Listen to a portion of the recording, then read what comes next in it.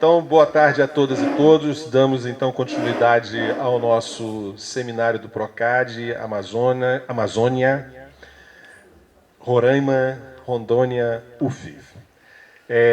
Teremos hoje a mesa... Apagou?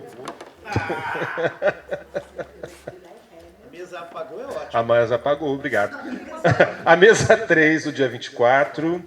Mireille Garcia, Eden Viana Martin, Rita Olivieri Godet. Rita, você é a nossa moderadora. Quero agradecer muito hoje a participação das colegas que estão remotamente nessa experiência para a gente que ainda é medonha, né?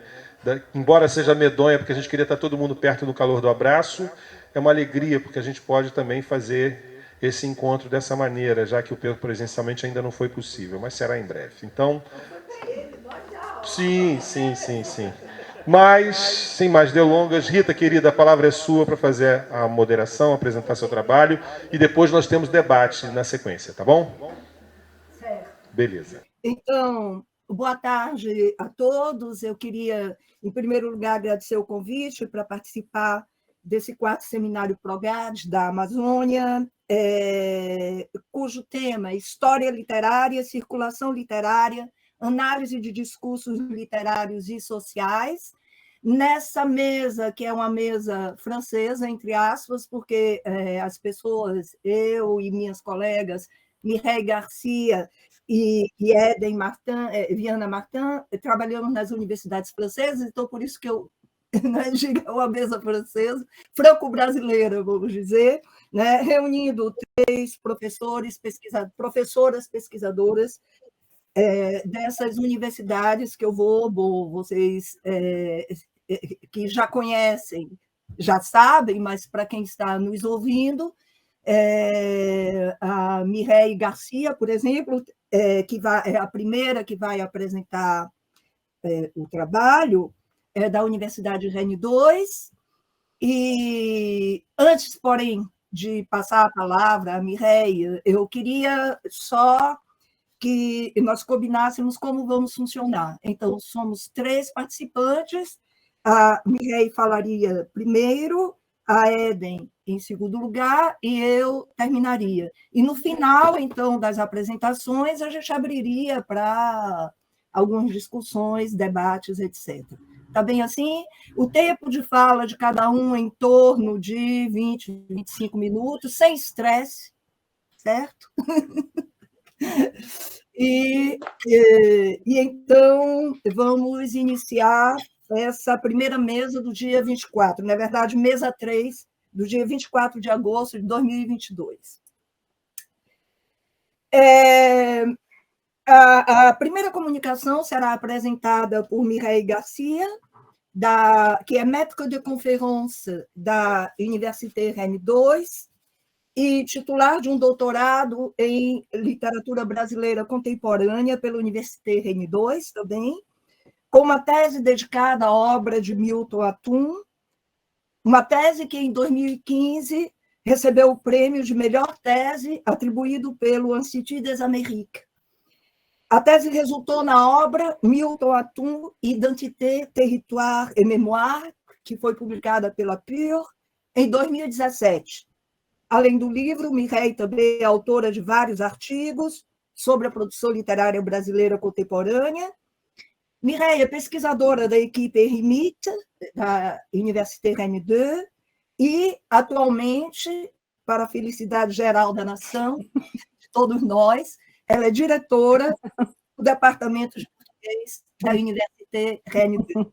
Então, eu passo a palavra a Mireille, que vai apresentar uma comunicação intitulada Entre Águas Turvas e Águas Cristalinas, representações da paisagem líquida nos romances de Milton Atum. Mireille, por favor. Obrigada, Rita.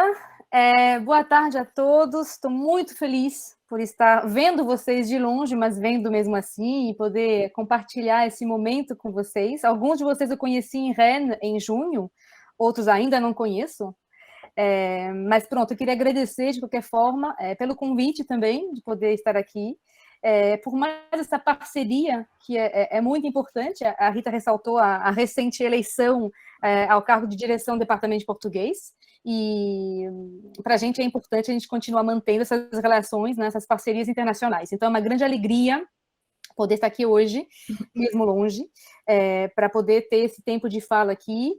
E, bom, falar de Milton Ratum e da Amazônia, que vocês conhecem mais do que eu, certamente, a Amazônia, mas é minha paixão, né, esse estudo, como a Rita ressaltou, a tese que eu fiz sobre o Milton Ratum. E, então, esse trabalho que eu apresento hoje, ele se enquadra na pesquisa que eu venho fazendo sobre o espaço simbólico, sobre o território, né, em obras da literatura brasileira contemporânea, incluindo o Milton Ratum. Eu encontrei nas águas outra dimensão para essa pesquisa, e assim, uma dimensão pensando as águas como um espaço identitário, né? Então, eu intitulei esse trabalho, Entre Águas Turvas e Águas Cristalinas, representações da paisagem líquida nos romances de Milton Ratum. Na literatura brasileira contemporânea, um número crescente de autores vem explorando a temática do espaço físico e simbólico em suas narrativas, como sendo significativa para apreender fenômenos identitários. Dentre eles, o romancista Milton Ratum, cuja maioria das obras assenta sua narrativa na Amazônia, nas imediações de Manaus, com seus portos e igarapés, às margens do Rio Negro e seus afluentes. É a partir desse microcosmo manauara, que é um verdadeiro mundo aquático, que o autor constrói seu universo ficcional, cuja configuração não se restringe somente a uma representação realista. Esse espaço fluvial e insular adquire, acima de tudo, um caráter simbólico, que evoca principalmente um espaço identitário, como veremos mais adiante. Ao me debruçar sobre a produção do escritor, fica evidente a sua relação com as águas. Eu não vou poder mostrar aqui para vocês as capas dos livros, porque eu tive um probleminha com a partilha de tela, eu não sou muito boa para essas coisas, mas, bom, acho que muitos de vocês conhecem, né? Nas próprias capas, né, dos romances, das diversas edições dos romances, brasileiras ou estrangeiras, elas retratam, em sua grande maioria, a onipresença das águas, né? É claro também que alguns títulos de obras, pensando aqui em particular A Cidade Ilhada, que foi recentemente traduzida para o francês, La Ville au milieu des eaux, um lindo livro de contos, né? Então, pensando aqui nesse título e nessas ilustrações, isso não deixa dúvida quanto à ligação existente entre a cidade e as águas. A produção mais recente do autor também não foge à regra. Eu não vou falar disso hoje, mas podemos, pelo menos, evocar isso, né, para o futuro trabalho. Essa produção mais recente, apesar de eleger um cenário fora da Amazônia, né, com o primeiro volume da trilogia, O Lugar Mais Sombrio, que se chama A Noite da Espera, esse livro também revela aqui a importância da água, mas no caso aqui da trama, é o Lago Paranoá, em Brasília, né? Então, o que parece ser, para Milton Ratum, um fascínio pela dimensão fluvial e aquática, já vem, na verdade, de outros tempos, antes mesmo do autor lançar seu primeiro romance, em 88, quando ele traduziu a obra do francês Marcel Schwab. Essa obra, La Croisade des Enfants, que foi publicado originalmente em 1896, A Cruzada das Crianças, foi reeditado agora, em 2020. E essa obra retrata a trágica travessia do Mediterrâneo rumo a Jerusalém, nos séculos XII e XIII. Então já tem esse interesse, né, das migrações, da travessia, dos barcos, das naus, dos mares, né, que o Ratum, a gente sente a ligação, né, que ele tem. Por ter passado a infância em Manaus, cerca de um dos maiores afluentes do mundo, Ratum concebe o porto e o rio como elementos uterinos que abrigam todas as nossas origens, tanto da imigração quanto das origens dos povos nativos do Amazonas. A presença do porto, do rio e da água, em geral, é, portanto, muito forte desde sempre, mesmo porque a água é, segundo ele, uma espécie de fonte primordial e mítica da literatura.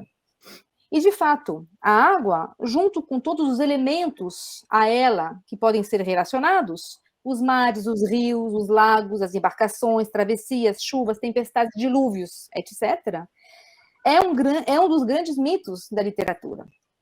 Mais do que simples paisagem, a água aparece como metáfora da vida, da morte, da passagem do tempo, da viagem, da identidade. É precisamente essa noção de ambivalência da água que nos interessa aqui. Ora fértil e frutuosa, ora destrutiva e devastadora, a água representa a infinidade dos possíveis. No dicionário dos símbolos, a gente pode encontrar a seguinte explicação. Eu cito: a água simboliza, acima de tudo, a origem da criação. Ela é mãe e matriz. Todavia, a água, como todos os símbolos, aliás, pode ser apreendida sob dois planos rigorosamente opostos, mas nunca irredutíveis. E essa ambivalência situa-se em todos os níveis. A água é fonte de vida e fonte de morte, criadora e destrutora. Fim de citação. Partindo do estudo sobre a geografia mimética e funcional de Jacques Soubeyroux e dos ensaios de Gaston Bachelard acerca da poética do espaço, das águas e dos sonhos, procurarei demonstrar aqui de que forma e com que finalidade a ambivalência da água é retratada nos romances de Atum para revelar a articulação existente entre espaço geográfico e universo mental. A primeira parte desse trabalho eu intitulei As Águas Cristalinas, Liberdade, Sonho e Devaneio. Devaneio que é uma tradução para a rêverie, né, da qual fala o Gaston Bachelard. E eu retomo justamente aqui as palavras, né, de Bachelard, sobre o fato de, eu cito, a água realizar o ideal de um devaneio criador, que seria essa rêverie créatrice. Né? E justamente eu retomo porque os romances de Atum salientam esse vínculo entre os homens e as águas, em particular as águas do Rio Negro, conexão decorrente do convívio permanente entre eles, nesse mundo de ilhas, lagos, rios intermináveis, como diz o Atum, né?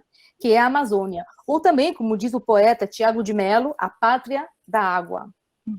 A contemplação do rio soa como algo libertador, como a promessa de liberdade, cujo narrador do romance Dois Irmãos, o Nael, em sua condição de semi-escravo, sonha e realiza. Eu cito: eu me afastava da margem e caminhava até a ilha de São Vicente. Mirava o rio, a imensidão escura e levemente ondulada me aliviava, me devolvia por um momento a liberdade tolhida. Eu respirava só de olhar para o rio. Fim de citação. Assim como ele, o patriarca Alim, infeliz no casamento e saudoso de seu país natal, desviava o rosto para a Baía do Negro, procurando serenidade nas águas. Os amigos Mundo e Lavo, também, na obra Cinzas do Norte, inconformados com o projeto do novo conjunto habitacional em Manaus, encontram refúgio ao olhar para o Rio Negro. E o pesquisador japonês Kazuki Kurokawa, protagonista do conto O Oriental na Vastidão, alimentava um fascínio pelo rio. Eu cito: o olhar dele extasiado nas margens do Negro e do Amazonas. Fim de citação. Tendo em comum o fato de serem personagens desgarradas e marginalizadas, porque citamos aqui dois bastardos, um órfão, um imigrante e um estrangeiro, esses seres contemplativos buscam transfigurar sua relação ao mundo e ao outro pelo viés da água, que se torna, pouco a pouco, em uma contemplação aprofundada, um elemento da imaginação materializante, nos diz Bachelard. Esses personagens são cativados pela paisagem fluvial, em particular pelo rio, que exerce um poder de fascinação e de feitiço, e sugere a construção de um imaginário que se manifesta sob duas formas na obra de Atum: os mitos e a viagem. Na obra Órfão do Eldorado, a evocação dos mitos e lendas da Amazônia revela a relação forte que existe entre os homens e os elementos naturais, como as águas, a floresta ou a fauna. A enigmática Dinaura transita pela cidade anfíbia, parando de ler para contemplar o rio e sonhando em viajar para a cidade submersa. Eu cito: um mundo melhor no fundo do rio, onde os seres encantados seduzem e atraem pessoas. Essa transferência de um mundo ao outro, de uma realidade para outra, ou seria de um imaginário para o outro, também se dá pela ideia de viagem e de busca de um ailleurs distante e longínquo. O que ocorre, por exemplo, com a matriarca Emily, protagonista do romance Relato de um Certo Oriente, e seu marido, ambos libaneses, imigrantes, que recriam na memória e através da metáfora aquática o lugar da origem. Eu cito aqui uma passagem: os levantinos da cidade eram numerosos e quase todos habitavam no mesmo bairro, próximo ao porto. À beira de um rio ou orla marítima os aproximam. E em qualquer lugar do mundo, as águas que eles veem ou pisam são também as águas do Mediterrâneo. Fim de citação. Então, o rio, ele se estabelece como sendo uma verdadeira porta de saída para outras localidades. Como demonstra o Nael, né, mais uma vez, que pensa em fugir da sua condição de escravo, pensa em pegar um barco, pensa em embarcar no navio e desembarcar na Itália, né? Mas é também, além de ser a porta de saída, é também a porta de entrada, né? Junto com os portos, que tem essa conotação, né? Os portos que abrem a cidade aos estrangeiros e as suas falas diversas, transformando a cidade em um lugar babélico. As águas possibilitam a alteridade e o encontro com o outro. E o autor faz uso de diversas imagens para traçar analogias entre Manaus e o resto do mundo, dando uma nova dimensão à cidade que passa a incorporar e manifestar a presença de outras localidades. Ela se transforma em espaço emblemático no qual se cruzam e se confundem todas as nacionalidades e cujo epicentro é sempre o rio. Eu cito, o traçado de Manaus era uma geometria confusa e o rio, sempre o rio, era o ponto de referência. Fim de citação. A cidade se concilia com o Rio Negro. No entanto, essa presença central do rio e das águas nas obras de Atum não é somente uma presença conciliadora e agregadora. O rio também é fronteira, linha imaginária que divide o espaço, assim como, eu cito, o imenso igarapé separa o bairro anfíbio do centro de Manaus. Fim de citação. As águas são ambivalentes, tanto reveladoras quanto dissimuladoras, e transformam a cidade, conferindo-lhe uma dupla face no movimento de fluxo e refluxo. Eu cito uma passagem do Relato de um Certo Oriente. A vazante havia afastado o porto do atracadouro, e a distância vencida pelo mero caminhar revelava a imagem do horror de uma cidade que hoje desconheço, uma praia de imundícias, carcaças apodrecidas de canoas e esqueletos de animais, ossadas que apareceram durante a vazante. Outra citação: uma mancha escura se movia lentamente nas margens do rio. Urubus, dezenas, bicavam dejetos deixados pela vazante. Um cacho de asas abriu um clarão e no meio apareceram homens e crianças maltrapilhos. Mundo falou, nossa cidade. Fim de citação. Juntando os fragmentos dispersos e encobertos, as águas destroem e reconstroem a cidade após cada refluxo da vazante, num vai e vem incessante, assumindo assim a função metafórica da passagem do tempo, das mudanças e das transformações, muitas vezes violentas e fatais. E é o que nos leva aqui à segunda parte desse trabalho, que eu intitulei As Águas Turvas e os Náufragos na Correnteza. A expansão do capitalismo, retratada nos romances de Milton Atum, que gerou o abandono das populações pobres e ribeirinhas e a devastação da cidade e da floresta, é figurada alegoricamente na imagem de águas turvas, chuvas e tempestades, correntezas e náufragos. Na enchente da maré, ruas e bairros pobres são invadidos pelas águas dos igarapés. A cidade toda se aparenta a um mundo invadido pela água. E esse sentimento é reforçado pela presença recorrente de episódios de fortes chuvas e tempestades. Eu cito a água barrenta e suja dos igarapés e o fedor insuportável da água e das latrinas dos casebres, fim de citação, invadem a cidade depois da chuva. Presente nos momentos importantes e decisivos das tramas, A chuva e as tempestades que a acompanham, muitas vezes, oferecem um espetáculo violento e devastador. A água penetra e se alastra em todos os recantos, transformando a feição dos lugares.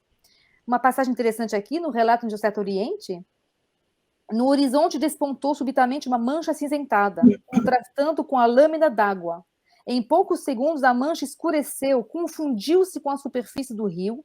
Eu teria permanecido mais tempo no cimo da praça, observando a brusca metamorfose do espaço. Tendas e barcos tentando reagir à fúria da natureza, telhados e toldos criando novas perspectivas na terra e na água.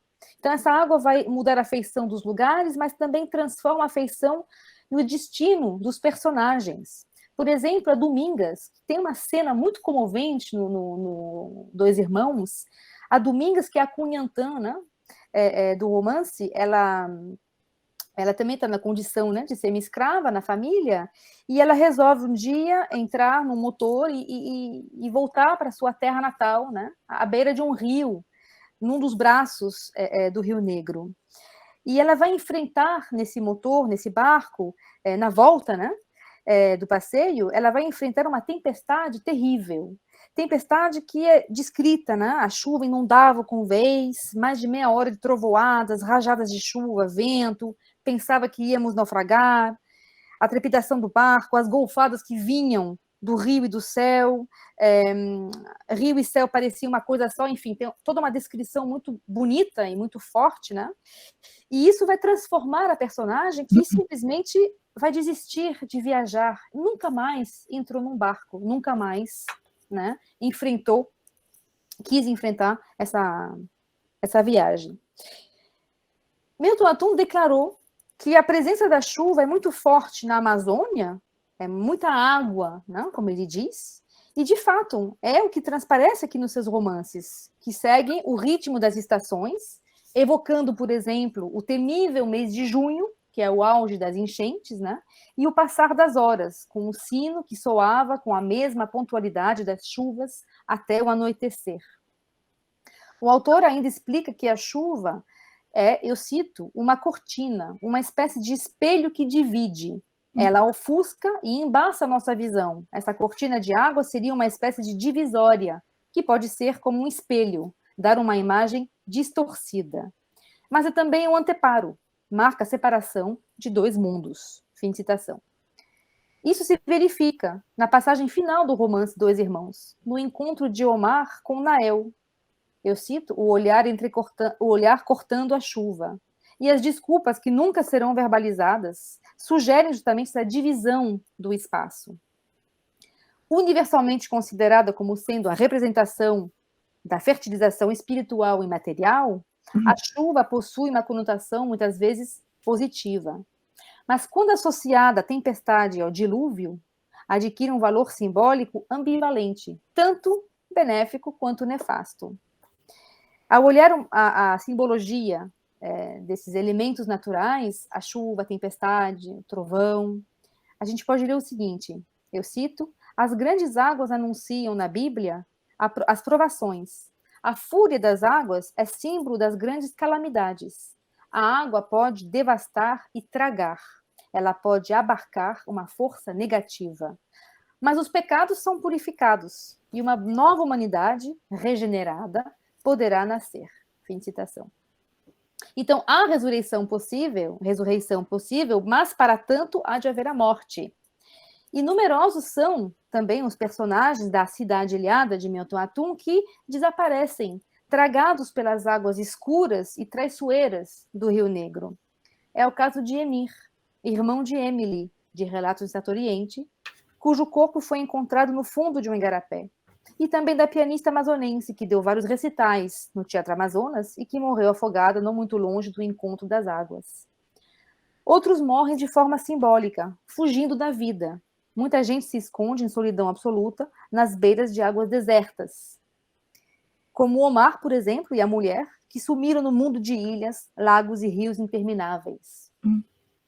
Os naufrágios também são recorrentes nos romances, resultantes da fúria do céu ou das águas.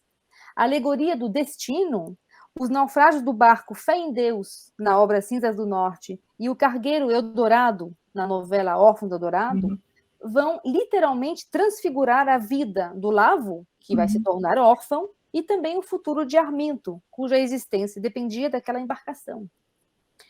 Então, são seres que são marginalizados e à deriva, e eles próprios acabam por se converter em náufragos, no sentido figurado. Por exemplo, o alemão também, Dorner, do Relato de um Certo Oriente, que é, eu cito, chamado de náufrago enigmático que o acaso havia lançado à confluência de dois grandes rios. Fim de citação. Ou ainda o pai dos gêmeos, Alim, dito um náufrago agarrado a um tronco, longe das margens do rio, arrastado pela correnteza para o remanso do fim. Fim de citação. Portanto, não há dúvida aqui que a sina dos protagonistas está atrelada ao rio e às águas, que traduzem seu estado de espírito, exercendo, por vezes, a função de espelho. Segundo o Bachelard, inclusive, ele diz: a água realiza o ideal de um devaneio criador, porque ela possui o que podemos chamar de absoluto do reflexo. De fato, tudo indica que o reflexo é mais real do que o real, porque ele é mais puro. Dessa forma, a água, pelo viés de seus reflexos, desdobra o mundo, desdobra as coisas. Ela desdobra também o sonhador, envolvendo-o em uma nova experiência onírica. Fim de citação. A partir aqui dessa noção de dupla visão, que é muito interessante, né? A gente não pode deixar de pensar naquele peixe maravilhoso que eu descobri nessa leitura, né, do Atum, que ele cita na obra Cidade Ilhada, que é o peixe tralhoto, né, que vem no conto A Casa Ilhada. O peixe tralhoto, eu cito, com seus olhos divididos, vê ao mesmo tempo o nosso mundo e o outro, aquático e submerso. Fim de citação. Então, assim como sugerem aqui os protagonistas atunianos, que são capazes também de ver outro mundo, uma outra realidade, através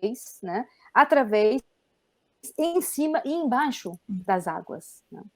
Então, já concluindo, ao elaborar aqui conexões e correlações entre as águas e os protagonistas dos seus diversos romances, Milton Atum nos fornece a chave para repensar a identidade.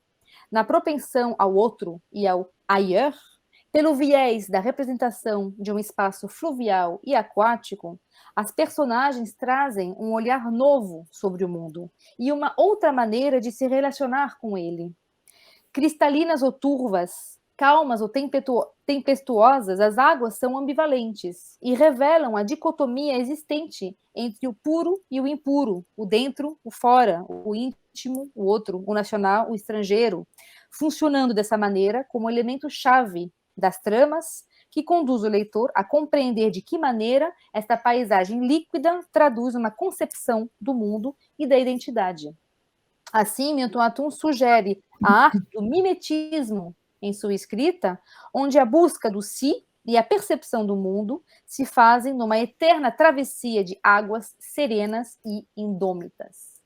Muito obrigada. Muito obrigada, Mireille, por essa bela comunicação na qual você destaca a onipresença das águas na obra do Milton Atum e a sua ambivalência. Espero que a gente tenha algum tempinho depois para abrir a discussão. Muito obrigada. Obrigada. Então, eu passo agora a palavra à minha colega Eden Viana Martin, da Universidade de Pau e de Pays de la Dour. A Eden é professora agrégée e doutora do Departamento de Letras da Université de Pau e de Pays de la Dour desde o início dos anos 2000. Ela é membro da equipe Sujet, Représentation, Société, do Laboratório Alter. Seus principais temas de pesquisa: literatura francesa dos séculos 20 e 21, que sua tese de doutorado foi sobre Georgenet, literatura contemporânea e marginalidade das formas, literatura e artes, intermedialidades. No momento, ela realiza um pós-doutorado na Universidade Fluminense, Federal Fluminense, com Elizabeth Ramos, a professora Elizabeth Ramos, sobre a recepção da obra de Genet no Brasil. O título do seu projeto, Jean Genet no Brasil, uma herança engajada, que se relaciona, não é, com a comunicação, então, que ela vai apresentar aqui para nós neste momento. Muito obrigada, Eden. Circulações cênicas, Jean Genet no Brasil, uma herança engajada, né? É o título da comunicação. Muito obrigada, Rita, pela apresentação. Vou tentar aqui partilhar com vocês a minha apresentação. Vamos ver se vai dar certo.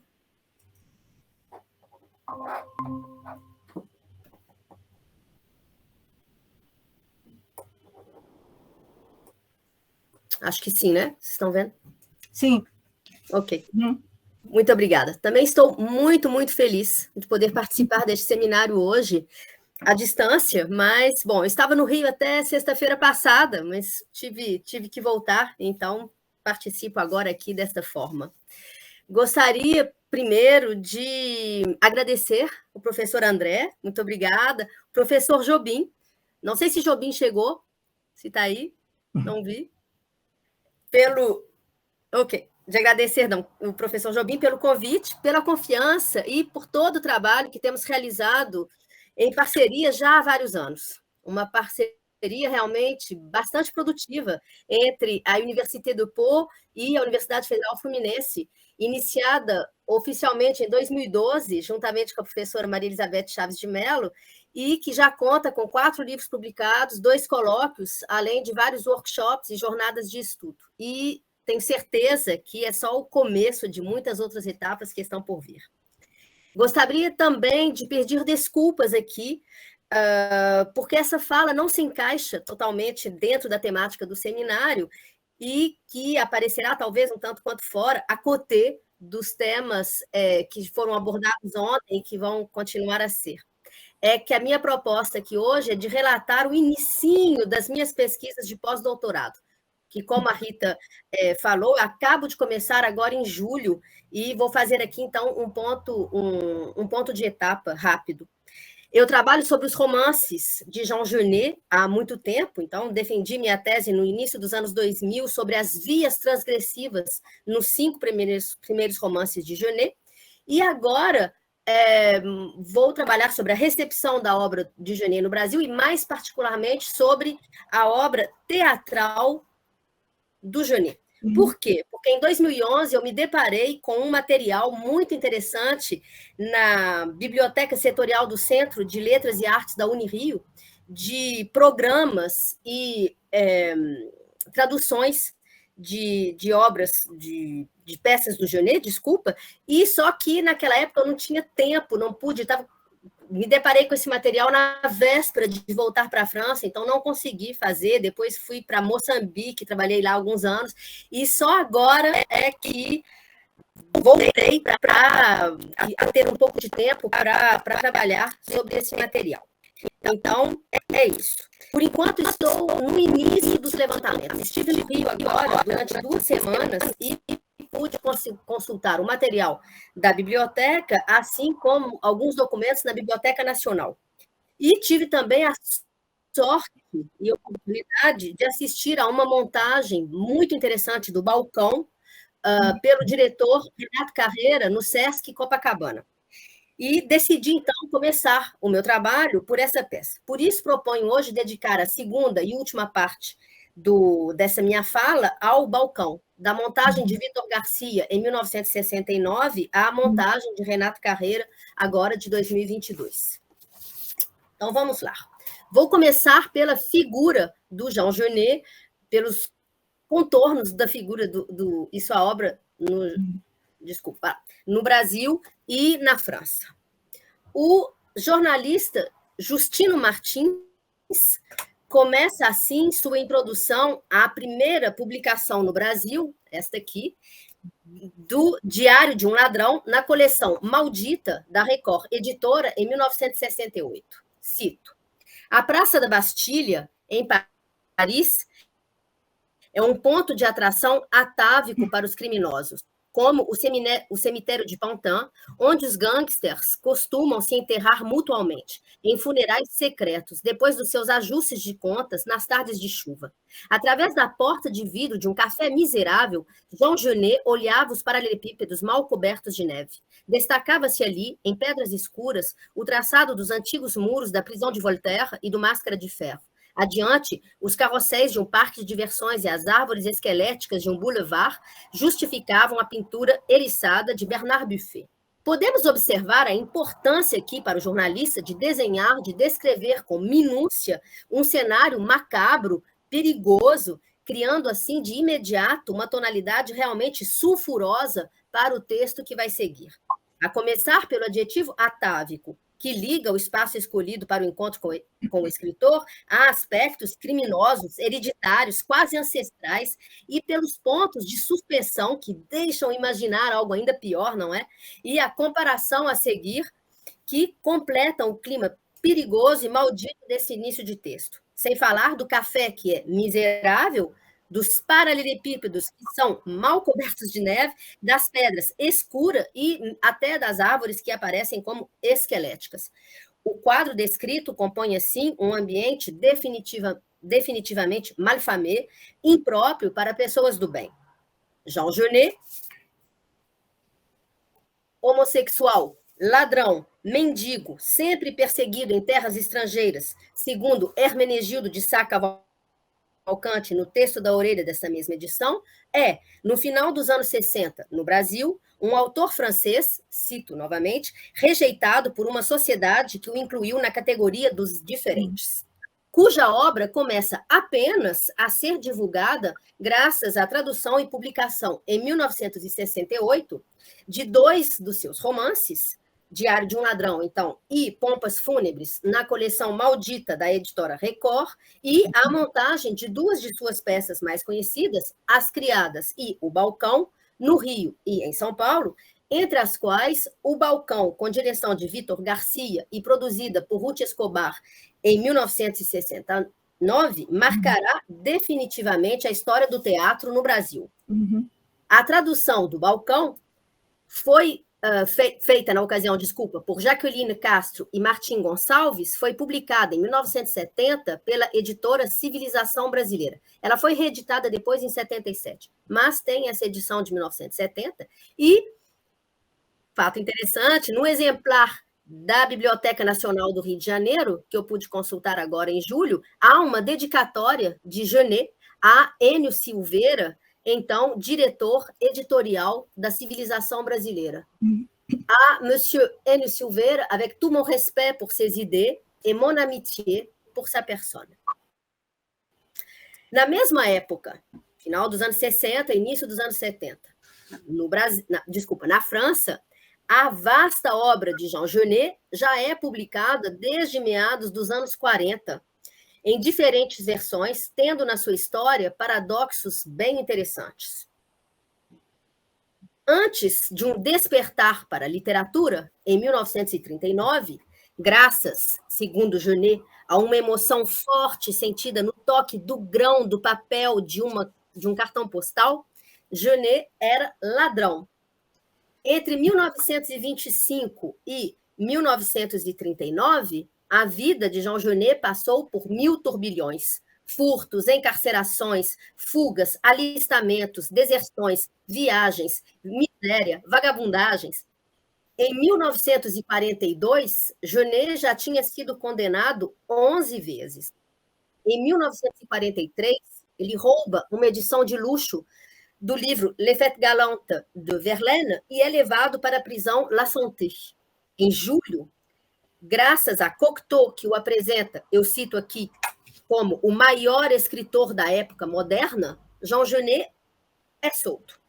Mas ele continua a roubar e, mais tarde, em março de 1944, a situação dele está realmente complicada, ele foi enviado para o campo Les Tourelles, e aí a situação está realmente grave, necessitou a intervenção de numerosos escritores que intercederam por ele, e ele acabou sendo definitivamente liberado. Então, as atividades do ladrão Jean Genet se terminam nessa data. No total, foram 44 meses e 16 dias encarcerado durante 4 anos. Se as atividades do ladrão se terminaram, é porque o escritor já tinha um certo reconhecimento do meio intelectual. Em 1942, o poema Le Condamné à Mort foi publicado de forma clandestina, sem nome de editor, mas com cidade e data. Fresnes, setembro de 1942. Em 1942 ainda, Jean Genet redige o seu primeiro romance, Notre-Dame des Fleurs, e tem um contato com Jean Cocteau em início de 1943. Cocteau lê os poemas e o romance de Genet e fica impressionado, assim, realmente muito admirado, e resolve ajudá-lo a publicar as suas obras, então vai colocar Genet em contato com um dos seus secretários, Paul Morillon, que vai publicar, vocês vão ver, o romance de Genet. Entre 1942 e 1946, os 5 grandes romances de Genet serão todos escritos e publicados de forma clandestina em edições de alto luxo. Notre-Dame des Fleurs foi publicado por Paul Morillon e Robert de Noël numa edição de alto luxo, em 1943, 350 exemplares apenas. Foi comprada apenas por intelectuais e homossexuais ricos, o que Genet désapprouve. Cito: Mon rêve aurait été de le porter ou d'être de connivence avec un éditeur qui l'aurait fait paraître sous une couverture tout à fait anodine et l'aurait diffusé à peu d'exemplaires, disons 3 ou 400. Ce livre aurait cheminé dans des consciences non prévenues. Malheureusement, ce n'était pas possible. Il a bel et bien fallu le vendre à un éditeur qui l'a vendu à des pédérastes ou à des écrivains. Mais c'est presque pareil, tout compte fait. C'était des hommes qui savaient à quoi s'en tenir. Os outros romances foram publicados exatamente da mesma forma. Miracle de la Rose, em 1946, são edições realmente muito, muito belas. Pompe Funèbre, 1947, 495 exemplares. Querelle de Brest, a mais bela de todas, publicada em 1947, numa edição de grande luxo, com 29 desenhos de Jean Cocteau. E Journal du Voleur, em 1948, pelas edições Esquirá. Todas essas edições correspondiam perfeitamente aos critérios de impressão de livros de luxo destinados ao mercado da bibliofilia e circularam apenas no meio intelectual e bibliófilo, o que permitiu com que a obra romanesca de Jean Genet não tenha tido nenhum problema com a censura da época, que existia e que era uma censura de proteção dos menores, e que nenhum dos seus romances tenha, por exemplo, tido as vendas proibidas. Em 1947, Genet publica Haute Surveillance, também numa edição de luxo, em apenas 60 exemplares, e escreve uma primeira versão da peça Les Bonnes, que será montada por Louis Jouvet no mês de abril.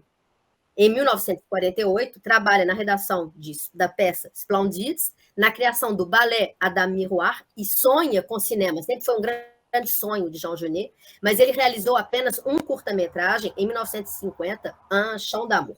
Então, essa foi uma primeira intensa fase criativa. Em 1951, Gallimard propõe a Genet a publicação da sua obra completa na Collection Blanche. Sua obra seria, enfim, publicada em versões comuns, com um número bem maiores de exemplares, e seria acessível a todos. Mas, para isso, o editor pediu a Genet que ele polisse um pouco seus romances, que cortasse algumas passagens obscenas. Genet não somente aceitou, como cortou páginas e páginas e páginas. O editor Robert Gallimard teria até protestado perante tantos cortes. Ainda hoje, existem versões diferentes de cada romance do Jean Genet, segundo a edição escolhida. O leitor tem um texto que varia, já que Genet, depois dessa grande edição censurada, aceitou com que Pompe Funèbre e Querelle de Brest, por exemplo, fossem republicados na forma integral da edição original. Jean Genet, mais uma vez, ia à contracorrente. construindo ou destruindo uma lenda de escritor diferente. Agora, aquele que aceita a censura imposta e que vai além, construindo uma obra nova em reconstrução, deixando um labirinto para os leitores e pesquisadores.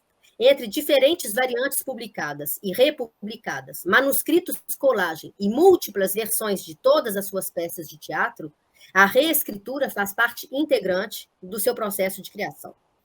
Então, após essa primeira fase criativa e o primeiro livro das suas obras completas, que na verdade é um livro de Jean-Paul Sartre, já que o prefácio que Gallimard pediu para o Sartre escrever sobre Genet faz mais de 500 páginas e que foi um livro completo, Genet observa como uma pausa que ele considera como uma longa e dolorosa meditação. Ao sair deste período de silêncio, Genet vai se dedicar inteiramente ao teatro e às artes, numa segunda fase de sua vida de escritor, com a redação de várias versões, criação e publicação das suas 3 grandes peças, Le Balcon, Les Nègres, Les Paravents, e de vários outros textos sobre arte. Suas peças são, então, montadas por alguns dos maiores nomes do teatro internacional do século XX. Louis Jouvet, Peter Zadek, Tania Balachova, Roger Blanc, Jean-Marie Serrault, Peter Brook, Victor Garcia, mais tarde Patrice Chéreau e vários outros.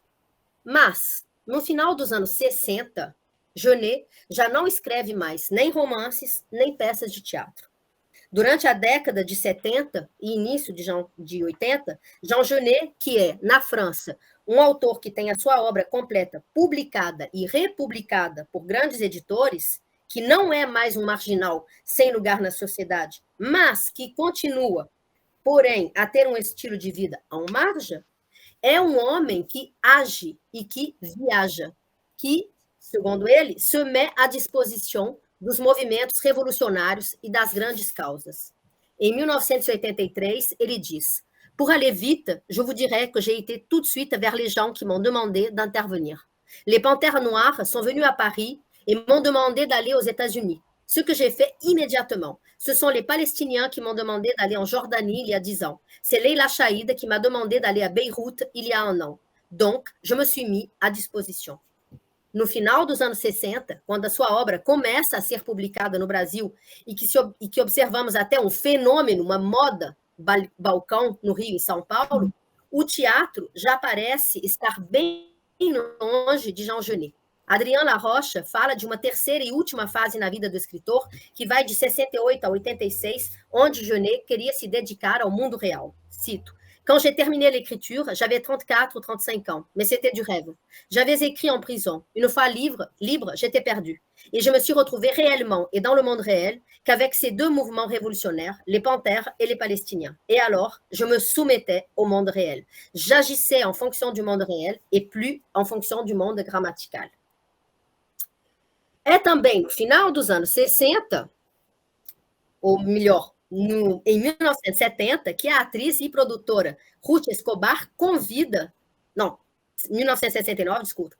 o diretor argentino Vítor Garcia para montar o Balcão no seu teatro em São Paulo. Newton de Souza explica: no Brasil de 1969, submetido à atuação esmagadora da censura, era um verdadeiro ato de coragem trazer um texto que denunciasse de tal forma assintosa os mecanismos de manutenção do poder e estabelecesse uma comparação entre o capitalismo e a cafetinagem. O texto tinha profunda atualidade naquele período pós-AI-5. O jogo de espelhos de Genet acabava sendo um pálido reflexo de uma realidade como a do revolucionário Carlos Marighella, metralhado sob o comando do chefe de polícia, Sérgio Paranhos Fleury, em 4 de novembro de 69, em São Paulo, pouco antes da estreia do Balcão. A trama criada por Genet em 1956 encontrava uma terrível tradução na realidade brasileira. O reflexo entre texto e atualidade política da época parecia tal que, no dia 5 de maio de 1970, Nilda Maria, a atriz que fazia o papel da revolucionária Chantal, não compareceu ao teatro porque tinha sido presa. O espetáculo começou sem ela, e no início do segundo ato, quando era necessário que a atriz entrasse em cena, Ruth Escobar anunciou no microfone que Nilda Maria, cito, fora presa e estava incomunicável, e que sua cena seria suspensa do espetáculo até a sua libertação.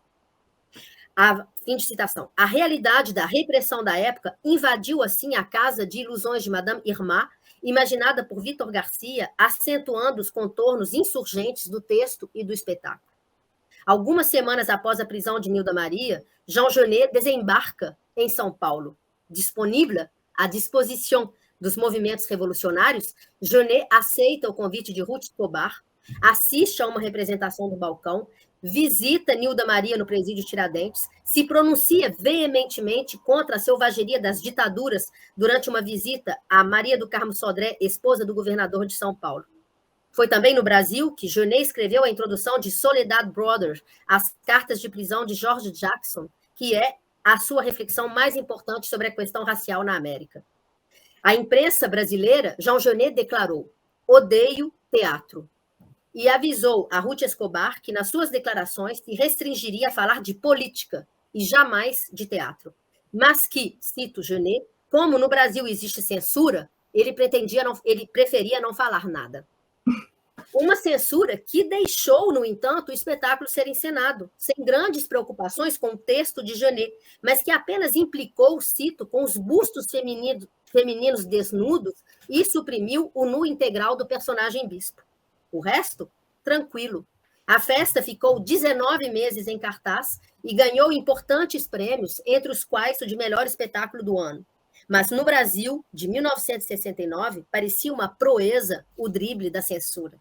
Talvez seja pelo grande poder de influência de Ruth Escobar, ou pelo peso econômico que estava por trás de uma enorme produção como essa.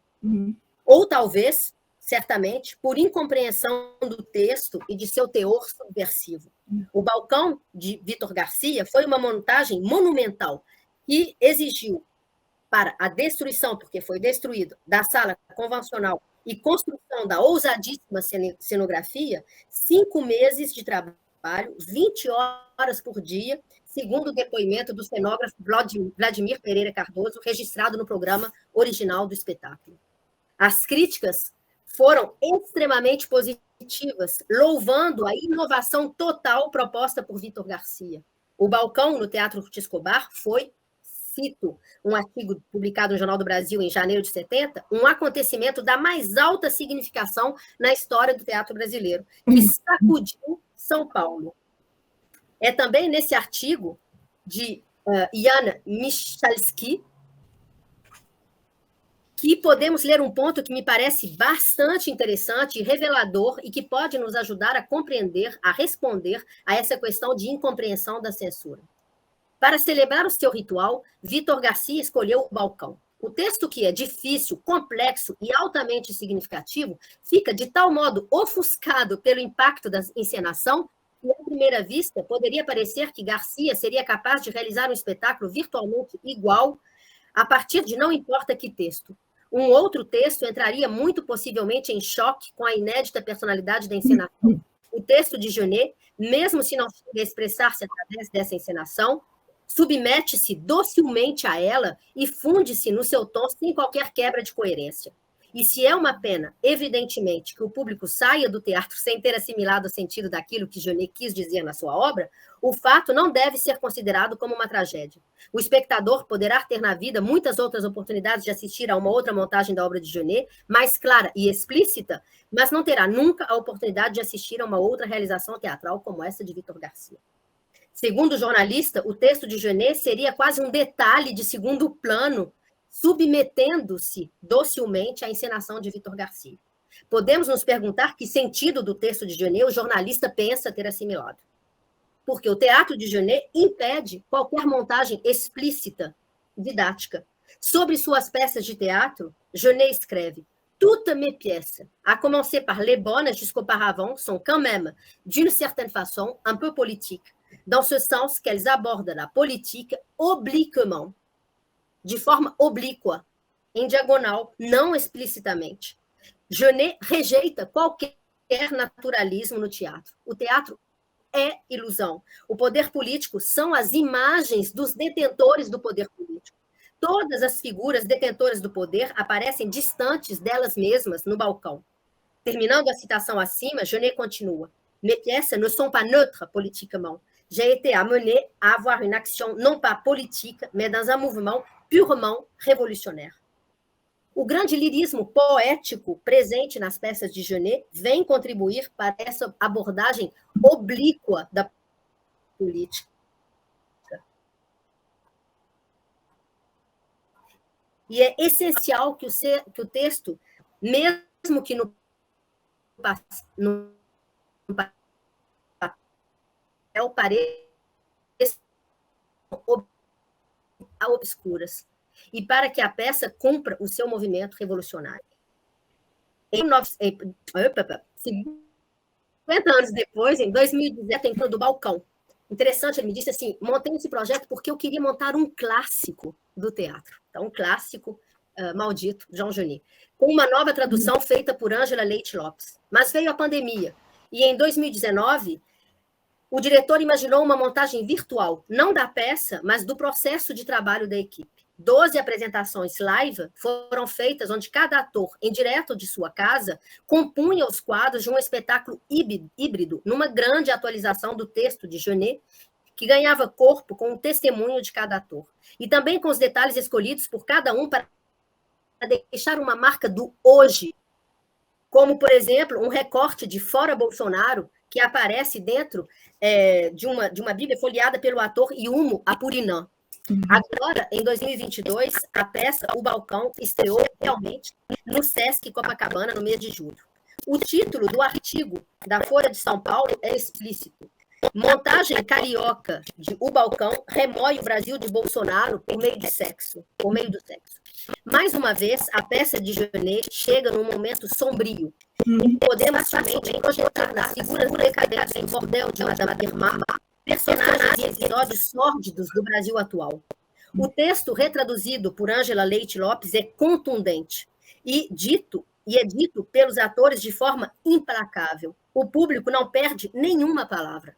Ao contrário, o texto soa e ecoa inelutavelmente. A montagem faz escolhas que explicitam a relação com as nossas atualidades, mas de forma inteligente e bela, nunca evidente demais. A começar por um jogo no chão, o losango da bandeira brasileira, mas também pelo hino da independência entoado pelos atores, ou pela atuação de Iveson Raineiro como general, aqui no chão, e pelo ator indígena Yumo Apurinã, que faz a personagem-chave de Chantal.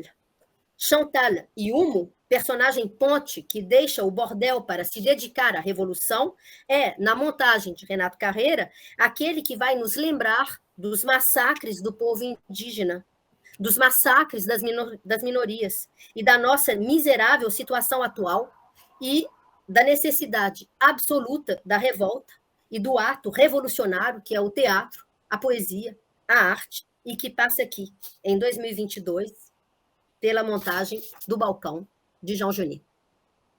Muito obrigada. Muito obrigada. Muito obrigada, Eden Viana Martin, por essa excelente comunicação também, trazendo para a gente toda a atualidade de um escritor maldito, não somente pela sua biografia, mas, sobretudo, eu considero, né, pela sua obra, né, pelo caráter transgressor da sua obra. Né? Então, muito obrigada. Bom, agora eu passo a palavra para mim mesma, e eu mesmo me apresento. Então, atualmente eu sou professora emérita titular de literatura brasileira da Universidade Rennes II, sou membro honorário do Institut Universitaire de France. Meus principais eixos, eu diria meu principal eixo de pesquisa, se constrói em torno das representações identitárias e, a partir de um momento, nessas representações identitárias, eu comecei a me interessar mais pela questão da poética da alteridade, e que foi o caminho, né, que me conduziu a estudar a produção indígena contemporânea, as representações, primeiro, dos indígenas na literatura contemporânea brasileira e quebequense, e depois a própria produção indígena contemporânea. Atualmente, eu dou prosseguimento a um projeto que foi laureado em 2013 pelo Institut Universitaire de France, intitulado Alteridade Ameríndia e Topologia Imaginária do Espaço do Continente Americano, mas, evidentemente, não faço só isso, me interesso por muitas outras temáticas e da produção literária brasileira, né, mas também sempre aberta a uma perspectiva comparada com literaturas de língua francesa, não somente também. Bom, paro por aqui. E, então, hoje o trabalho que eu vou apresentar é uma leitura da última coletânea poética de Sony Fersek, que está presente nesse seminário, que eu gostaria muito de conhecer pessoalmente. Um dia a gente vai se conhecer, Sony, né? Mas eu só conheço através das letras, não é através da poesia, sobretudo, o que é uma forma também privilegiada de conhecimento, né? Então, o título da minha comunicação: Traduções do Eu, Acolhimento do Outro, a poesia de Sony Fersek. E peço desculpas também pela pronúncia das palavras em makushi. Eu tive uma professora durante 5 minutos de makushi que tentou me orientar, Nanda, obrigada, Nanda, mas eu sou um pouquinho de ordoreia. Então, peço desculpas pela pronúncia das palavras em makushi. Então, só para mostrar para vocês, não sei se dá para... Sim, né? Essa é a coletânea, né, de poemas, Weilam, Mulheres que Fazem Sol, publicada agora em 2022.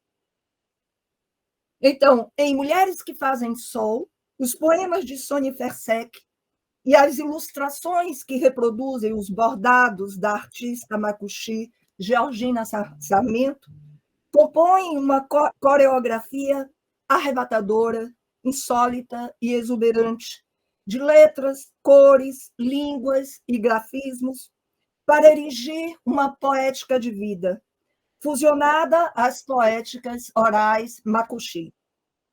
Sony Fersek, jovem escritora de origem makushi, cofundadora da editora Way, junto com Devair Fiorotti, primeira editora independente de Roraima. Ela é formada em letras, ela tem mestrado em letras pela Universidade Federal de Roraima e também é atualmente professora substituta do Instituto Isiquirã de Formação Superior da mesma universidade. Ela publicou 3 coletâneas de poemas, né? A primeira delas, Pouco Verbo, de 2013, a segunda, em 2020, Movejo, e a atual, né, a última publicação, então, Weilam, Mulheres que Fazem Sol. Então, eu vou me deter numa leitura dessa terceira coletânea, então, Mulheres que Fazem Sol. Nesse texto, nesse conjunto de poemas, o ato de escrever reveste-se do sentido de adesão simbólica ao universo do imaginário coletivo makushi, inserindo o corpo-território no espaço da memória cultural, entoando cantos de cura, de resiliência e de ressurgência identitária. Escrever como um ato ritualístico de identificação e abertura ao outro. Escrever para criar uma relação íntima com o outro, para reconhecer-se no outro, instaurando uma relação de intimidade vivida pelo corpo, que se traduz pelo sentimento de estar em casa no outro, être chez soi dans l'autre, eu estou citando Hegel aqui. Na esfera íntima desse movimento de tornar-se outro, de traduzir-se em muitos outros, A alteridade cessa de ser percebida como a diversidade. O poema brota desse espaço intervalar e relacional, lugar de habitabilidade do eu poético e deslocamento, consciente do fato de que, cito, subjetivar-se e pôr-se frente a um outro. Subjetivar-se seria outrar-se. E aqui eu estou citando Maria Silvia Martins, na obra O Poder das Palavras. A alquimia ramboldiana do verbo, que hospeda um outro acolhendo-o. O outro sou eu. Reputo a beleza misteriosa e impactante da imaginação criadora de Sônia Fersek, a consciência que a autora possui da linguagem como processo de subjetivação e de estabelecimento de relação. Assim, se a origem dos cantos poemas de Fersek encontra-se na incorporação de registros poéticos, metafóricos, imagéticos, inspirados na cosmogonia macuxi, o eu poético os integra à sua própria subjetividade, dedicando-se a uma operação de tradução, entendida como uma transformação estética e dinâmica, contribuindo, dessa maneira, ao processo de metamorfose ao qual as narrativas míticas estão sujeitas. Compartilha experiências herdadas da matéria indígena ancestral, afirmando a consciência do pertencimento e o desejo do reencontro que impulsionam o caminho da autorreconstrução ontológica, paralelamente ao da reconstrução identitária ameríndia. Este é o caminho escolhido por Sônia Fersek para inserir no contexto atual do movimento de renascimento das culturas dos povos originários. A singularidade na expressão da reterritorialização simbólica que a escrita instaura, alia-se à densa carga emocional que transparece na evocação lírica do eu trespassado pelos sentimentos de amor e de dor. A conjugação das dimensões individual e coletiva do amor, da dor e do desejo explora uma intimidade relacional, instaurando a tensão entre identidade e alteridade, encenada no poema Cassana Lendi, e eu cito: meu corpo, eu, vem vindo como enfeite, como gente, como bicho, vem vindo. Fim de citação. O texto recria o pandom do urubu-rei, Cassaná, se refere ao urubu-rei, né?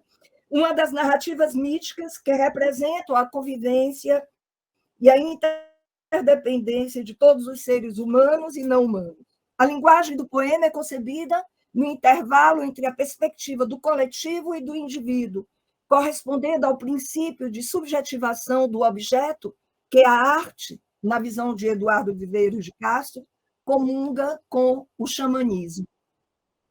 Leia os poemas de Sônia Fersek como uma espécie de ritual xamânico, que permite o acesso às visões oníricas, às imagens complexas que articulam o visível e o invisível.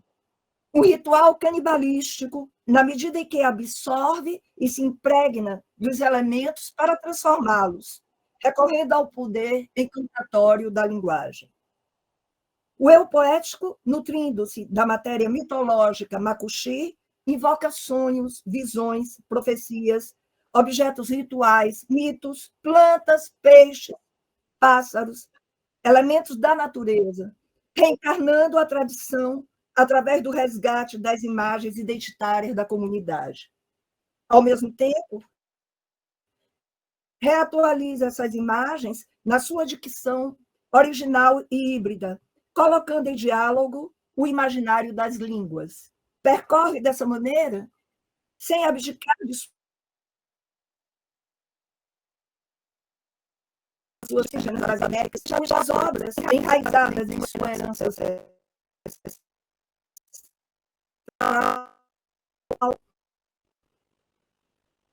abrem simultaneamente as formas artísticas da modalidade de teatro, desvelando novas maneiras. É o que deixa transparecer a voz pujante que emana dos poemas, portadora de temáticas e de esquemas simbólicos, rítmicos, visuais e formais, inovadores. Alimenta-se da cosmogonia macuxi, que se manifesta nas artes orais dos cantos tradicionais indígenas, Erém e Pachimara, nas palavras encantadas de cura, Tarém, nas narrativas orais, Pantom. Essas poetinicidades orais, e aqui eu utilizo a terminologia do Devair Fiorotti, constituem os alicerces do ritual de travessia que o eu poético efetua, buscando se libertar do medo e das angústias da noite para caminhar em direção ao sol. Na poesia de Fersek, ecoa as artes indígenas, as artes verbais indígenas do Círculo Roraima. Nesse ritual de passagem em direção à luz, que a poesia de Fersek instaura, a reconstrução da subjetividade do eu poético recorre à identificação com as filhas de Wei, as mulheres que fazem sol, simbologia que aponta para o caráter terapêutico da escrita. Cito: meu lugar junto às irmãs, a Wei, assim me aguardo, te aguardo, envia. O poema Grande Reencontro. Escrever para tirar da palavra vida, para renascer pela palavra, cantar para não morrer. Insuflar vida, atravessar a noite, chegar ao sol. Essa é a proposta da poética de vida, abraçada pela autora, onde o fim anuncia o recomeço, de acordo com a apreensão cíclica do tempo, um dos fundamentos cosmológicos comum a vários povos originários, como aponta o historiador da etnia huroniana, George Siwi. A vida é circular e o círculo é o gerador da energia dos seres. Articulado a esse princípio e em sintonia com produções de outras escritoras ameríndias, e aí eu trabalhei com várias escritoras ameríndias, algumas delas vocês encontram artigos reunidos no livro Vozes de Mulheres Ameríndias, na literatura, e está acesso disponível no site da editora. Então, articulada a esse princípio, em sintonia com produções de outras escritoras ameríndias, o poema Pebe, não sei se pronuncio certo, que significa vagina, na língua macuxi, reflete a onipresença do arquétipo feminino, remetendo à imagem primordial da criação da vida. A própria arquitetura formal do texto, fundada na figura da repetição da palavra Pebe, confere centralidade ao órgão reprodutor feminino, fonte de vitalidade.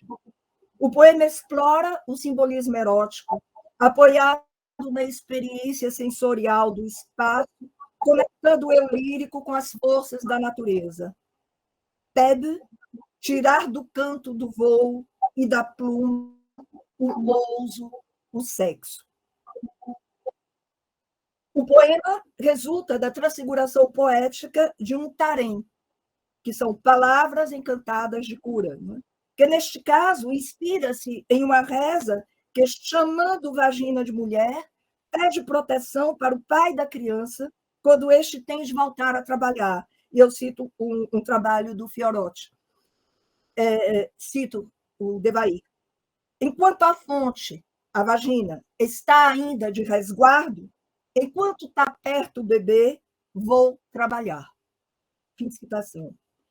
Nota-se que a reapropriação poética da memória do território geocultural dos ancestrais não se realiza pela simples representação objetiva de seus componentes, mas pela reconfiguração do material etnológico e linguístico, fomentando novos sentidos. Esse processo de tradução poética resulta do cruzamento de olhares heterogêneos sobre o mundo, engendrando uma reflexão sobre a própria natureza discursiva da poesia, tendência que se manifesta em vários poemas. Cito: hoje já não me meço pelo espelho, teço minha própria canção, que canto do alto de minha garganta partida, repleta de silêncios e pássaros vazios. Fim de citação. O caráter metapoético da poesia de Fessek interroga os limites da linguagem na sua complexa tarefa de trasladar e criar novos significados a partir de um olhar que se situa na encruzilhada de sistemas culturais. Cito: alcançar com as mãos o útero da terra, percorrer com os dedos a linguagem da terra, a fala das pedras, os grãos da voz que a água calenta, tirar do pó o mistério da existência, matéria mesma das mãos nas mãos, das mães do barro, cogno. Fim de citação. A nota de pé de página que acompanha o texto, além de traduzir palavras da língua macuxi integradas ao poema, esclarece o significado cultural de cogno. Cito: vovó barro, que permite às mulheres aéreas saberem seus conhecimentos e mistérios quando da hora certa. Fim de citação. O poema apropria-se da cosmogonia macuxi, ensinando o processo de transmissão transgeracional da memória cultural. Cito: decoram as cantigas que encantam de carinho as netas das netas que virão a seguir. Fim de citação.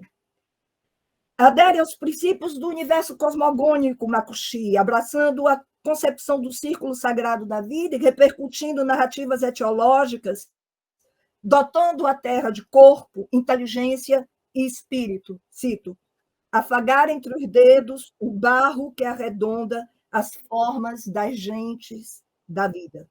Fim de citação. Abraça a concepção da matriz feminina comum às cosmogonias de diferentes povos indígenas que consideram que o espírito que rege a terra e produz materialmente a vida é feminino. Na articulação que a poesia de Fessek implementa entre imaginário literário e elementos cosmogônicos macuxi, entre os quais o Ei-Assol comparece como uma entidade central, o eu poético assume sua condição feminina em perfeita simbiose com o ser identitário dessa etnia, colocando em circulação, no sistema literário brasileiro, a produção de suas poetinicidades orais, contribuindo, assim, para o reconhecimento dessa herança cultural. Percorre o caminho da autoidentificação indígena, apesar de um contexto nacional que tende a apagar a memória do legado das culturas dos povos originários. Os 3 últimos poemas da coletânea, intitulados Índia Macuxi, Roraima, e o derradeiro poema sem título, fecham o ciclo dessa travessia que conduz o eu poético ao reencontro com o outro, assumindo seu tom de terra. Cito: assim, dessa terra, filha, mãe, irmã, tia, compartilho a veia, o nome, a valentia, faço deles tintura da minha poesia. Fim de citação.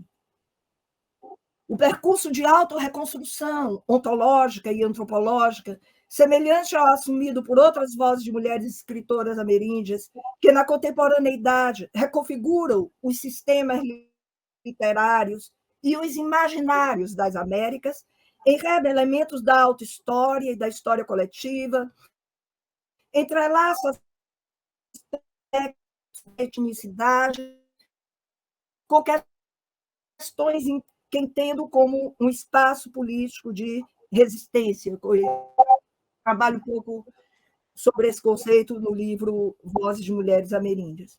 A figuração das mulheres indígenas no magnífico poema que as homenageia ilustra bem esse procedimento. O texto as projeta como mulheres capazes de reverter o lugar da invisibilidade, reverter a sujeição e o silêncio ao qual a sociedade nacional, que a sociedade nacional lhes impõe, fazendo-as emergir como sujeitos aptos a metamorfosear sua condição de precariedade em força primordial de transformação. Cito: toda aquela que faz silêncio guarda o intocável. Assim permanecemos, tecendo a vida como a fibra de um ornamento, uma língua de fumaça que só diz palavras de cura, afiando a lâmina pela terra, em luta. Nós, mulheres infinitas. Fim de citação. As imagens alimentam a dimensão tópica, simbolizando na cura das feridas a libertação da herança da colonização. O prazer proporcionado pela minha experiência de leitura de Weilame, Mulheres que Fazem Só, procede, sobretudo, do trabalho de deslocamento de significados linguísticos, culturais e imaginários, que tem a ver com uma certa ideia barthiana de como esplendor de uma revolução permanente de linguagem. E eu reencontro essa revolução permanente de linguagem nos poemas de Sony Fersek. Os poemas de Sony Fersek recusam o lugar comum, as fórmulas feitas, a retórica repisada.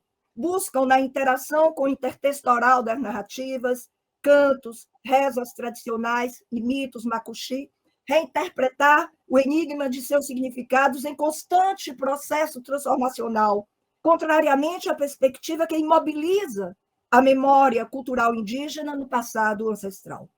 Instauram um espaço de refundação identitária, marcado pelo processo de descolonização da subjetividade, aderindo a uma poética da relação que abraça a complexidade de uma concepção rizomática da identidade, na perspectiva de Glissant, tensionando as diversidades culturais. Uma poética do entrelugar, como já assinalara Devair Fiorotti, e eu cito o Devair, de uma mulher com características indígenas e parte de sua origem indígena, que necessita se localizar em um mundo de não-índios. Fim de citação. A relação dinâmica entre oralidade e escritura amplia-se com o diálogo intersemiótico entabulado com as belas e desconcertantes ilustrações de Georgina Sarmento, além de tirar proveito da tensão oriunda da miscigenação linguística entre o português e a língua macuxi. Resulta desse processo híbrido de escritura um imaginário plástico denso, complexo e surpreendentemente belo, que se empenha em desvelar o inefável. Poética de vida, que investe na recriação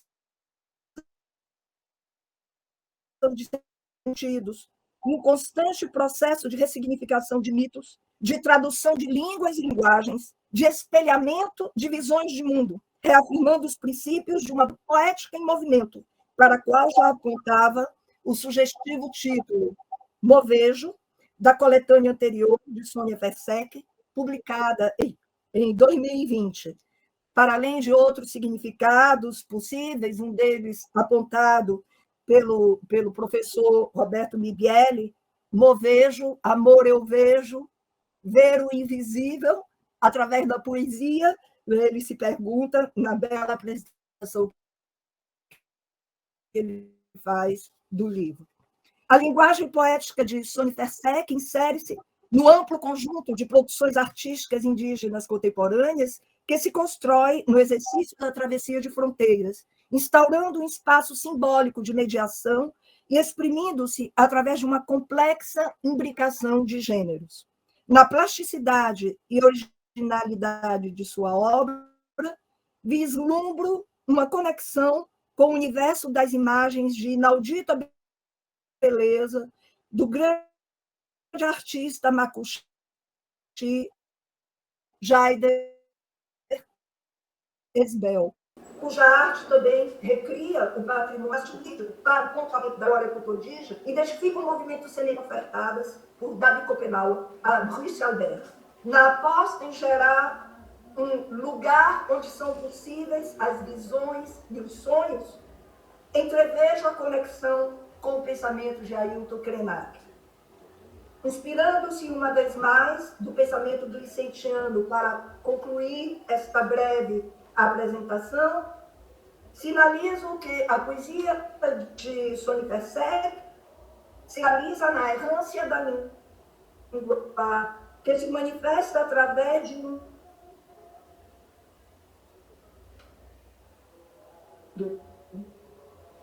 que se forma no diálogo com outras línguas e imaginários. A vida pulsa, surpreende e ilumina caminhos abertos à interculturalidade nos poemas reunidos em Mulheres que Fazem Sol, de autoria da neta de Wei. Obrigada.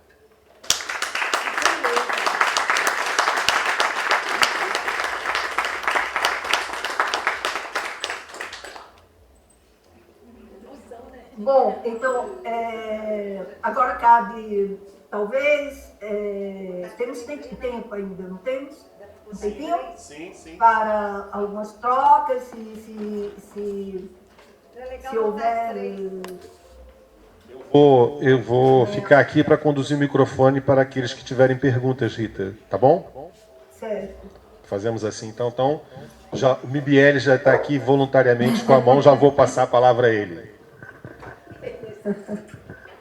Bom, boa tarde a todos. Eu tenho 3 perguntas diferentes. Uma para Mireille, uma para Eden e outra para Rita. Ok? Então vamos lá. Como eu elaborei as perguntas aqui no celular enquanto vocês falavam por falta de papel e caneta, elas não estão exatamente bem elaboradas, mas vamos tentar fazer com que elas sejam inteligíveis. Mireille, pensando Ratum como um escritor pós-moderno ou de uma modernidade líquida, né? É possível fazer a relação entre ele, ou o protagonismo que você acusa no seu texto, das águas, e a modernidade líquida de Bauman? Ou seja, é possível... Eu não ouvi. E a modernidade? E o texto, a modernidade líquida de Bauman. Sim? Seria possível fazer esse tipo de entrelace? Para Eden, a pergunta em relação ao Genet, né? O ato de aceitar a censura e de refazer os textos, né, por parte de Genet, não sobrepõe ao próprio ato da escrita, da arte, etc., a malandragem de um fervoroso crítico do capitalismo, ao quebrar o próprio Instituto da Arte, quando submissa ao mercado? Quer dizer, além de ser um ato de sobrevivência, é claro, né? Mas, enfim, não seria, então, uma malandragem acima de todas, né? A malandragem mor, né, da parte dele, esse tipo de quebra do próprio protocolo da arte, né, que recusa o mercado, etc. E para Rita, aqui ficou mais mal elaborada a pergunta, mas vamos tentar, né? Rita, o que você acha da ideia de que a Wei, né, Sol, que é um substantivo feminino em Makushi e que representa, na minha opinião, a própria Sony, né, dela assumir o seu duplo enquanto fazedora de Sol, né, quando pensamos na relação intercultural dela, Sony Fersek, com o intelectual, professor e etc., Devair Fiorotti, ele mesmo, o Sol, em português, substantivo masculino, né? Enquanto ela o refazendo, no sentido de reconstrução de uma palavra que não existe em português, mas que eu vou ensaiar aqui, que é fazimento do Devair, por parte da Wei. O que você acha dessa ideia? Eu não sei se ficou clara a pergunta, né? Quer dizer, eu estou meio enrolada aí com essa pergunta. Eu não sei... Bom, eu passo a palavra, então, pela ordem para a Mireille, e depois, então, Roberto, você refaz essa pergunta para eu ver se eu consigo responder, tá bem? Então, pela ordem, Mireille, Sim. Eu também não estou muito à vontade com a sua pergunta, não, Mibiele, porque, na verdade, esse conceito, né, de modernidade líquida é um conceito interessante. Eu não conheço o suficiente para poder realmente dizer, né? Eu não trabalhei, eu não estudei, né, a fundo, mas eu acho que, de uma maneira bem geral, tá? Para tentar, ao menos, responder, se a minha memória é boa, e se eu conheço, não, do que eu conheço pouco, desse conceito, na verdade, tem essa ligação com a contemporaneidade, né? Com a globalização. Eu acho que, se for nesse sentido, sim, eu acho que o Atum ele vai utilizar a metáfora das águas, e não só das águas. Eu falei das águas hoje, mas assim, eu trabalhei muito, por exemplo, na minha tese, com a questão da floresta, que são elementos naturais que vão denunciar, né, justamente essa modernidade, essas questões de globalização, né, de capitalismo, tal. Mas, bom, como eu te disse, eu realmente não tenho leitura suficiente sobre esse conceito realmente para poder estender a minha resposta. Eu peço desculpas, mas eu vou agora me atrelar a isso, porque eu gosto de dicas de leitura e de estudo. Então, está aqui anotado já para próximas leituras.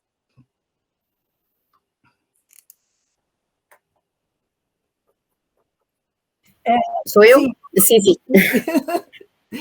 Concordo com essa questão da malandragem. Acho que é uma das interpretações que podemos fazer. Acho que são múltiplas, sabe? Assim, Genet, realmente, assim, o que sai nas biografias de Edmund White, Albert Dichy, dizem que o que ele queria na época era realmente ser publicado e poder viver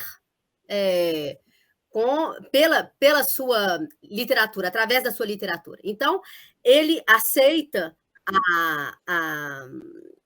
a proposta de Gallimard para censurar as suas obras de forma aparentemente sem problemas, realmente, e ele vai também, durante esse período, assim, ele assinava um contrato com um editor, mudava o nome do texto, vendia para outro o que estava no maior valor, sabe como assim, né? Então tem essa coisa realmente do Genet, num ato de malandragem e de também assim de realmente ser um autor que parece, não sei se essa palavra vai caber bem, despregado, sabe, assim, da sua obra, de alguma forma, não é? Ao mesmo tempo, o que eu disse também, essa reconstrução, reescritura, Genet procede a essa forma de escrever e reescrever, cortar, montar, até o final da sua vida. Eu tive a oportunidade de consultar manuscritos de Genet na Bibliothèque Nationale de France, e é impressionante, assim, como realmente eram pedaços de papel colados, são realmente colagens, né, de textos que parecem em movimento de alguma forma.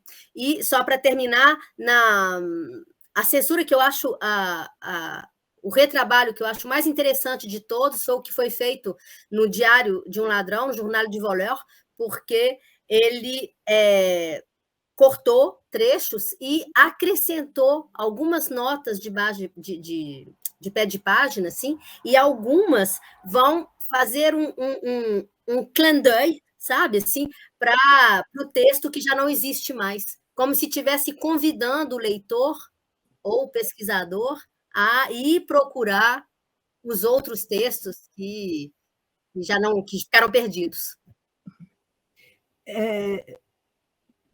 Obrigada. Então, Roberto, eu só queria entender sua pergunta.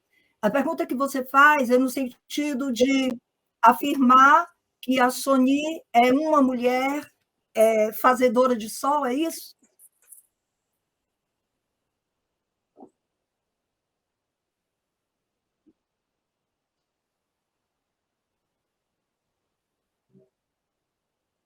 Hum.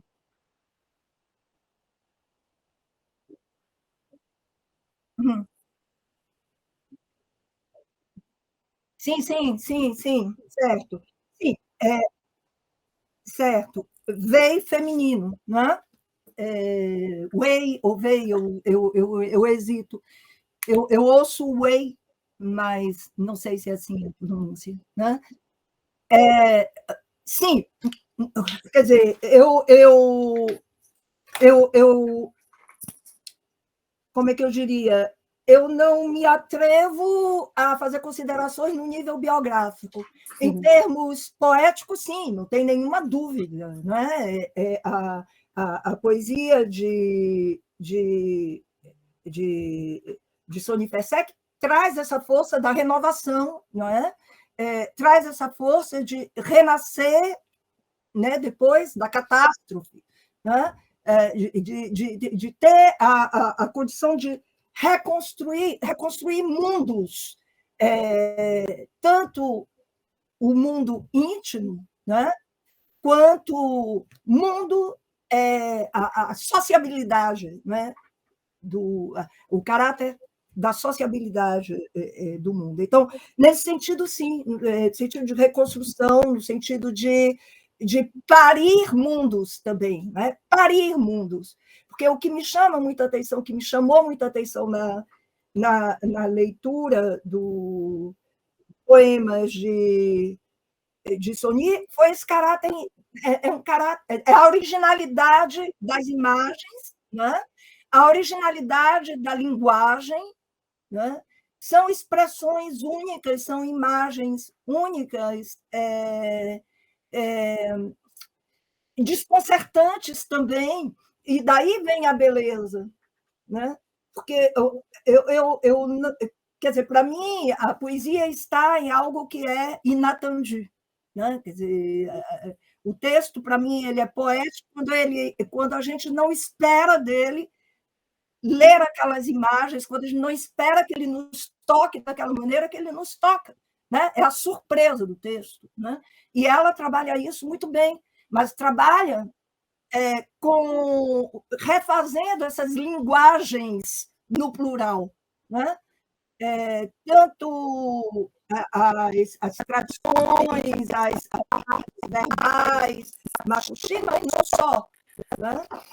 E trazendo e construindo alguma coisa de novo a partir da sua própria contribuição, né? Da sua própria criação literária. Nesse sentido, sim, a autora Sony Pesek é uma autora que cria sóis no plural, né? É uma fazedora de sol. É uma poesia de resistência, mas é uma poesia também que aposta na renovação, que aposta na reconstrução, né? Então, e através de imagens absolutamente originais e belas, né? E tudo isso conta uma história que perpassa, evidentemente, a experiência do indivíduo, mas que perpassa a experiência, né, da história de uma coletividade, né? Não sei se respondi, Roberto, mas nesse sentido que eu encaro Fazedora de Sol. Temos mais Uma questões. imagem linda, né? Rita, temos mais questões, tá? Vou passar aqui. Olá, boa tarde. Muito obrigada pelas apresentações maravilhosas. Eu gostaria de tecer um comentário sobre a apresentação da professora Mireille. Parabéns pela apresentação, professora, que foi maravilhosa e, para mim, especial, pois trabalhei com Milton Ratum em minha dissertação de mestrado, sob a orientação do professor Roberto Mibielli, e analisei, em Dois Irmãos, a constituição do espaço manauara, mostrando, por exemplo, a simbologia do quartinho de madeira de Domingas, lá no fundo do quintal, Inael, né? Que aponta, né, para uma denúncia da exploração, já que ela trabalhava de domingo a domingo, sem receber nada em troca, ou seja, era explorada sexualmente, né? Enfim, o quartinho simbolizando o lugar do marginalizado. E no decorrer da sua apresentação me veio uma ideia. Será que as águas da chuva e dos rios, numa visão geral, além de simbolizarem uma renovação, ressurreição, também podem simbolizar um choro de angústia, uma crítica à constituição histórica no contexto manauara, como por exemplo, a exploração indígena, os prejuízos causados em decorrência da ditadura militar e crises econômicas? Sim. Desculpa, qual é seu nome? É Ana Paula. Ana Paula, ok. Muito obrigada, Ana Paula, pela pergunta. Sim, completamente, eu concordo completamente. Eu acho que a questão desse quartinho na obra Dois Irmãos, né, que inclusive é o espaço que é o espaço que vai ficar, né, para o narrador. Nauel acaba herdando desse espaço. Ele diz, né, o meu lugar. A herança dele foi essa, né? De fato, é um lugar do marginalizado. E eu acho que, assim como esse lugar, existem lugares nessa obra e em todas as obras do Atum que são realmente simbólicos, que carregam, né, em si uma imagem e um recado muito forte. Eu acho que fazer um paralelo aqui, um entrelace justamente com as águas, e em particular a chuva, é possível sim. A chuva, como eu disse rapidamente na minha apresentação, ela aparece em todos os romances, né? E ela aparece justamente em momentos propícios, em momentos importantes, quando há uma troca, quando há uma revelação, muitas vezes a questão da revelação do segredo também, né? Então, assim, eu acho que a água, ela tem esse poder, sim, de revelar e de denunciar. Eu estou aqui pensando, em particular, num episódio que eu não citei aqui, porque a gente não tem tempo sempre, né? Mas eu acho que talvez essa cena, que não é em Dois Irmãos, né? É em Cinzas do Norte, onde a chuva, ela vai...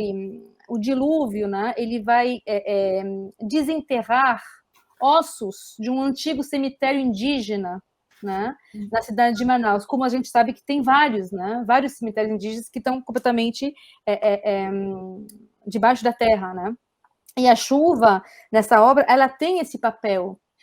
Ela vai limpar tudo e, ao mesmo tempo, ela vai revelar, ou seja, ela vai trazer à tona, né, essa história, como a gente fala em francês, enfouie, ou seja, enterrada, né, que o discurso oficial abafa, esconde. Então, eu acho que sim, totalmente, essas águas, elas simbolizam a angústia, o choro, principalmente dessas populações indígenas totalmente renegadas às margens, né, como os romances de Atum mostram, né? E é também uma forma de denunciar, uma forma de criticar esse esquecimento dessas populações, e não só, né, as populações, a questão, enfim, eu acho que tem várias coisas que poderiam ser retratadas, de fato, vários sofrimentos pelo viés das águas, não só a chuva, mas, assim, a enxurrada, o rio, né, o rio que corre, as ondas, os rios tumultuosos, as águas pretas, encardidas, sujas, escuras, assustadoras, enfim, há todo né, uma simbologia atrás, com certeza, daria para entrelaçar isso daí. Espero ter respondido a sua pergunta. Obrigada. Obrigado, Mireille. Temos tempo para uma última pergunta. Não, então eu gostaria de fazer apenas, não é exatamente uma pergunta, Éden, mas um diálogo com você muito breve. Não sei se você tomou conhecimento, já que você está estudando a recepção do Jean Genet no Brasil, e esse episódio da montagem do balcão de 69, lá provocado pela Ruth Escobar, acabou de sair em dezembro de 2020, né, a biografia da Ruth Escobar chamada Metade é Verdade, do Álvaro Machado. Não sei se você já teve acesso, né, que ali seguramente está registrada essa passagem importante. Então, na verdade, é uma interlocução muito breve. Sim, eu acabei de comprar e acabei de ler agora o Metade é Verdade. E tem realmente umas partes muito interessantes sobre a montagem do balcão, preciosas. Beleza. Então tá bom, era essa brevíssima interlocução. Rita, devolvo a palavra a você então para a gente encerrar essa mesa, fazer um breve intervalo. Okay. Uma pena que vocês não vão estar aqui com a gente com café, né? Mas em outro momento isso vai acontecer. Então, mais uma vez, primeiro agradeço às colegas que participaram da mesa, né, comigo, foi um prazer ouvir vocês, a gente poder trocar um pouquinho. Agradeço, sobretudo, os colegas que estão aí ouvindo, acompanhando, e as perguntas que nos foram dirigidas, e espero que vocês prossigam com esse belo simpósio, que da próxima vez possamos todos estar juntos, estarmos juntos, né? Mas juntos mesmo. De verdade. Sem telinha, né? Sem a mediação da telinha. Né? Então, uma boa mesa para vocês. Obrigada. Muito obrigada a todos. Obrigada, gente. Prazer em revê-los. Tchau. Tchau, tchau. Tchau.